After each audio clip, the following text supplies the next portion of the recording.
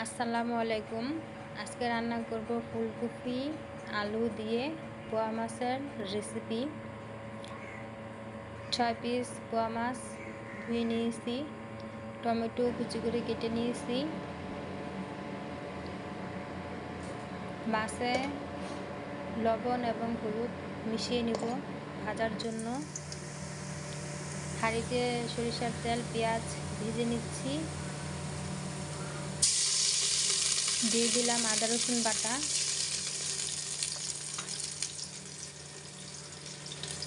হলুদ মরিচ লবণ দিয়ে দিলাম। দিয়ে দেব অল্প পরিমাণে পানি, ভালো করে কষিয়ে নেব।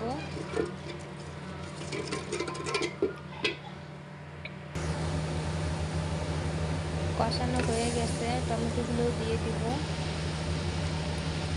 টমেটোগুলো দেওয়ার পর টমেটোগুলো গলে গেছে, তারপরে ফুলকপিগুলো দিয়ে দিলাম। ভালো করে কষিয়ে নেব, ঢেকে দিলাম। মাছগুলো ভাজার জন্য ফ্রাই প্যানে দিয়ে দিলাম।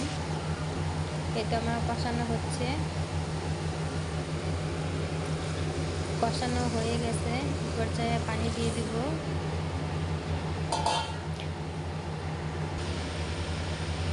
বলক চলে এসেছে। ভিডিওটি যদি ভালো লাগে সাবস্ক্রাইব করবেন, লাইক দিবেন, কমেন্টের মাধ্যমে মতামত জানাবেন, শেয়ার করবেন।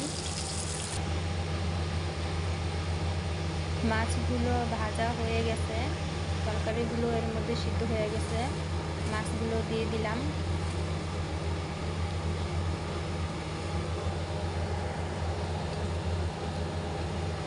দিয়ে দিলাম কুচি করা ধনিয়া পাতা।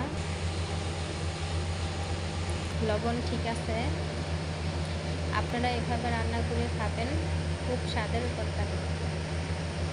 খুব সুন্দর হয়েছে তরকারিটা। আল্লাহ হাফেজ।